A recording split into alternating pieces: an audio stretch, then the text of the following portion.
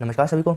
आज हम शुरू करेंगे कार्यपत्रक 63। देखिए इसकी दक्षता क्या है, भाजकता के नियम को जान पाना। ठीक है, इससे पहले भी अपन ने भाज्य संख्याओं की समझ बना पाना समझा था, उसमें भी भाजकता के नियम आए थे कुछ। ठीक है ना। अब देखो इसके अंदर क्वेश्चन नंबर फर्स्ट क्या है, भाजकता के नियम लिखे। ठीक है ना, ये आपके है प्रश्नावली 3 के अंदर। ठीक है ना, जब आप गणित के मैथ की बुक के अंदर आप देखोगे तो उसके अंदर प्रश्नावली 3 के अंदर आपको भाजकता के नियम दिए हुए हैं। ठीक है, अब देखो इसके 3 की भाजकता का नियम क्या होता है। देखो 3 की भाजकता का नियम, जैसे कोई एक अंक है, जैसे मान लेते हैं अपन कोई भी एक अंक कौन सा है, जैसे ये 36 है, तो ये 36 कैसे पता चलेंगे कि ये 36 3 से क्या जाता है भाग, पूरा 3 का भाग 36 में पूरा पूरा चल जाता है। कैसे पता लगाएंगे, देखो ऐसे इस वाली संख्या का तो पता चल गया, ये दो अंकों की संख्या है तो पता चल जाता है। ठीक है ना। अब देखो इसका नियम क्या है, इन अंकों को जोड़ो, क्या है 3 और 6 को जोड़ोगे तो क्या है 9 आया, और 9 क्या है 3 से भाज्य है, 3 से भाज्य है तो क्या होगा, ये क्या, ये संख्या भी क्या होगी 3 से भाज्य होगी। तो ये क्या है 3 की भाजकता का नियम है। ठीक है, आगे समझो। देखो एक और संख्या देते हैं जैसे 105, इसका पता कैसे लगाएंगे, 1 + 0 + 5 करो, कितना है 6 आए। ठीक है ना। अब देखो ये 6 3 से भाज्य है तो ये 105 भी क्या होगा 3 से भाज्य होगा। ठीक है, अब देखो 6 की भाजकता का नियम क्या है, जो 2 और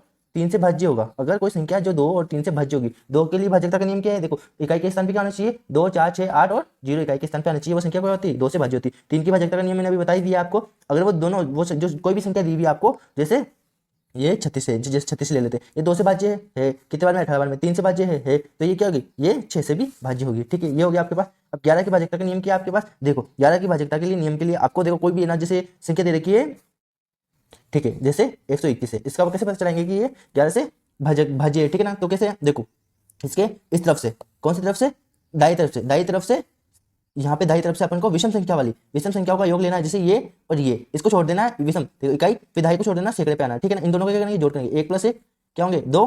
ठीक है, अब क्या करना है, इस तरफ से बाई ओर से क्या करना है अपन को, यहाँ पे सम संख्याओं का योग लेना है। तो फिर सम संख्या का योग क्या है, 2 ही है तो 2 ही होगा, फिर माइनस करना है इनको, इन दोनों का क्या करना है, माइनस करना है, तो क्या आएगा 0 आएगा। अब 0 या तो 0 आएगा या क्या आएगा 11 आएगा, 22 आएगा, ऐसे भी कुछ भी आएगा जो क्या है 11 से भाज्य है, तो क्या होगी वो संख्या भी 11 से भाज्य होगी। जब बड़ी बड़ी संख्या में आगे 4 या 5 अंकों की संख्या में करेंगे तब उसके अंदर आपको ये उपयोग में आएगा। ठीक है, ये आगे आपके समझ में। फिर आओ क्वेश्चन नंबर 2 में, देखो निम्नलिखित में से कौन सी संख्या 10 से विभाज्य होगी, हाँ या ना में उत्तर दे। 210 की भाजकता का नियम क्या होता है, सबसे पहले इकाई के स्थान पे क्या होना चाहिए 0 होना चाहिए। ये होगी क्या, देखो इकाई के स्थान पे क्या रहा 2 तो नहीं, ये होगी हाँ होगी, इकाई के स्थान पे 0 है तो हाँ, ये होगी क्या नहीं होगी, देखो इकाई के स्थान पे 0 नहीं है ना, इसकी इस 0 इसके इस तो मैं जिस पे जो भाग है भाज्य है उसके क्या कर रहा हूँ, राइट का निशान लगा रहा हूँ, जो भाज्य नहीं है उनके क्रॉस का निशान लगा देता हूँ। ठीक है ना, ये भाज्य है, ये भाज्य इकाई के स्थान पे जिनके भी 0 है सब क्या होगी 10 से भाज्य होगी। ठीक है ना। अब देखो क्वेश्चन नंबर 3, क्या है आपके पास, निम्नलिखित में से कौन सी संख्या 2 से विभाज्य होगी, हाँ या ना में उत्तर दे। ठीक है ना, अब हाँ या ना में उत्तर देना है, मैं यहाँ पे सही और गलत का निशान लगा दूंगा। ठीक है ना। अब देखो 112 है क्या, देखो इकाई के स्थान पे क्या आना चाहिए 2 4 6 8 और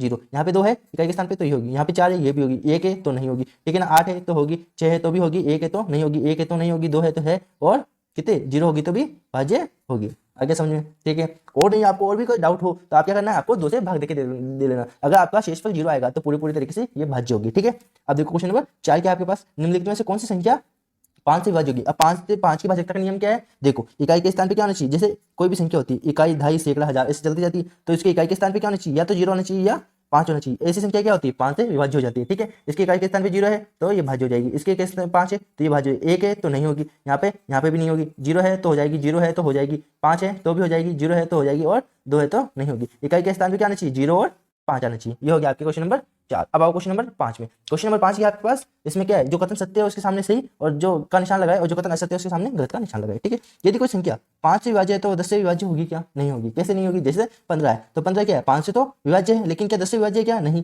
5 10 दूनी तो 20 होता है, 15 थोड़ी होता है। ठीक है ना, तो यहाँ पे गलत हो गया। यदि कोई संख्या 6 से विभाज्य है तो 9 से विभाज्य होगी क्या, नहीं होगी। कैसे नहीं होगी, जैसे अपन एक एग्जाम्पल लेते हैं, जैसे देखो 6 कम 6 6 दूनी 12, 12 है तो वो क्या है 6 से विभाज्य है लेकिन 9 से विभाज्य नहीं है। 6 × 8 6 चौका 24, 24 भी क्या है 6 से तो विभाज्य है लेकिन 9 से विभाज्य क्या, 6 कम 9 कम 9 2 18 9 27 तो नहीं है ना। ठीक है, अब देखो यदि कोई संख्या 8 से विभाज्य है तो वो 2 4 से विभाज्य होगी क्या, हाँ होगी। ठीक है, होगी, तो इसके अंदर राइट आंसर। अब आओ क्वेश्चन नंबर 6 में। अब देखो आपको यहाँ पे 2 3 4 5 6 8 और 9 10 और 11 से क्या करना है, विभाज्य करना है। ठीक है, अब देखो ये संख्या 2 से विभाज्य है क्या, नहीं है। क्यों, इकाई के स्थान पे क्या नहीं आ रहा अपने 2 4 6 8 और 0 नहीं आ रहा, तो ये नहीं है। 3 से विभाज्य का क्या करोगे, इन तीनों का योग कर लोगे, योग करोगे तो क्या आएगा अपने पास जो भी आएगा, अगर वो 3 से विभाज्य है तो ये भी 3 से विभाज्य। देखो 3 + 2 5 5 5 10 10 3 से विभाज्य है क्या, नहीं है, तो क्या ये संख्या भी विभाज्य नहीं होगी। देखो 2 से नहीं हुई तो 4 से कहाँ से होगी, 4 से भी नहीं होगी। ठीक है, अब देखो अब यहाँ पे आ गया हो कि अपने पास 5 से विभाज्य क्या, हाँ इकाई के स्थान 5 है तो 5 से विभाज्य होगी। 6 से विभाज्य क्या, देखो 2 और 3 से नहीं है तो 6 से विभाज्य कैसे होगी, अपन को यही तो बताया 2 और 3 से होगी जो ही 6 से होगी, ठीक है ना। फिर 8 से क्या, देखो 2 से नहीं है 4 से नहीं है तो 8 से कैसे हो जाएगी, नहीं होगी। फिर 9 से क्या, अगर ये 3 से भी विभाज्य नहीं हो रही है तो क्या 9 से हो जाएगी, क्या नहीं होगी, नहीं होगी ना, ठीक है 9 से भी नहीं होगी। यहाँ पे आओ 10 से विभाज्य क्या, नहीं है। 11 से क्या, देखो इन दोनों का योग करो, 5 और 3 8, 8 - 2 कितने होंगे 6, तो 6 11 से विभाज्य होता है क्या, नहीं होता, ठीक है। ये आ गया आपके पास। अब देखो यहाँ पे क्या है 429 2 से विभाज्य है क्या, नहीं है। कैसे नहीं है, देखो यहाँ पे इकाई के स्थान पे क्या आ रहा है 9 आ रहा है तो ये विभाज्य नहीं है।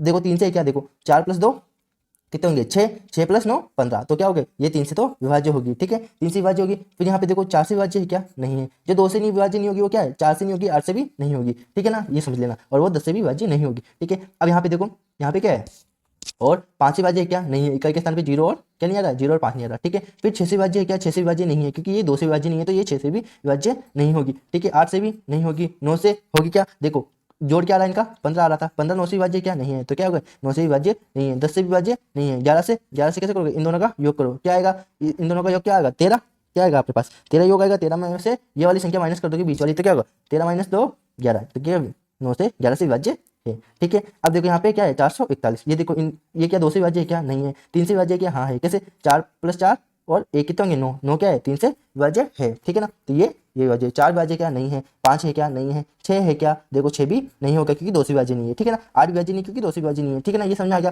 फिर आप 9 से है क्योंकि इनका योग क्या रहा है 9, और 9 से 9 एकम 9 तो ये 9 से विभाज्य होगी। 10 से क्या नहीं है। 11 से होगी क्या, कैसे होगी, देखो यहाँ पे इस तरफ से अपन को क्या जोड़ना है, विषम संख्याओं का योग करना है। 1 और 4 को योग करेंगे फिर बीच वाले से माइनस कर देंगे, जो भी इनका योग आएगा बीच में जितनी भी संख्या हो उनको घटाना है। तो देखो कितना आएगा, देखो 4 है तो क्या करेंगे 1 आ रहा है तो क्या होगा नहीं होगी, ठीक है ना। अब आया 705 इनका योग करोगे तो क्या आएगा 7 + 0 + 5 कितने आएंगे 12। 12 क्या है 2 से विभाज्य क्या, हाँ है।